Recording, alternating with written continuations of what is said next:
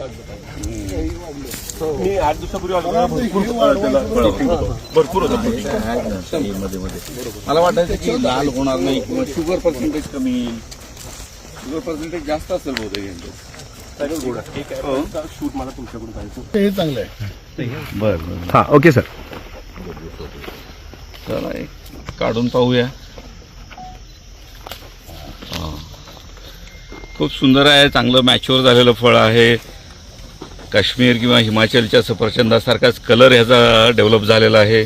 सुरुवातीला आपल्याकडे अशा पद्धतीची शेती कुठेही केली जात नव्हती.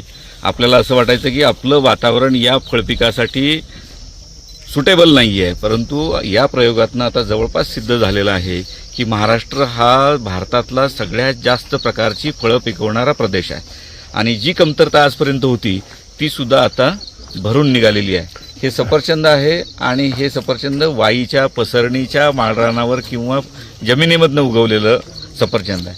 आता जे पर्यटक पाचगणी आणि महाबळेश्वरकडे येतील त्यांना बागेत जाऊन स्वतःच्या हाताने फळझाड किंवा हे फळ तोडून घेऊन खाण्याची संधी या निमित्ताने उपलब्ध झालेली आहे.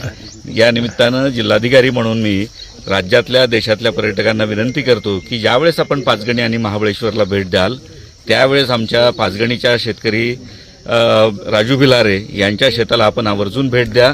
त्यांच्या शेतातली ही फळझाडं तुम्ही आवर्जून विकत घ्या आणि त्यांनी केलेल्या प्रयोगाला समर्थन द्या. एवढंच मी आपल्या आपण हे ऍपल खाऊन तुम्हाला टेस्ट कशी वाटली याचा अनुभव सांगा.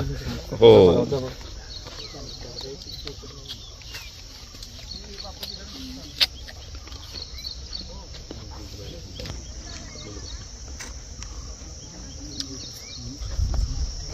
बघा आपण ॲपल निवडत असताना भारतीय जातीचे ॲपल आणि परदेशी ॲपल.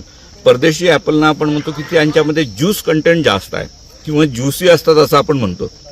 आपले ॲपल गोड असतात आणि परदेशी ॲपल ज्युसी असतात, परंतु या सफरचंदामध्ये हे दोन्हीही गुण आहेत. हे ज्युसी पण आहे आणि गोड पण आहे. जी आपली रिक्वायरमेंट आहे, भारतीय माणसाची जी आवड आहे, त्या दोनही आवडी पूर्ण करणारं हे फळ आहे. त्याच्यामुळे हे एक नंबरचं फळ आहे.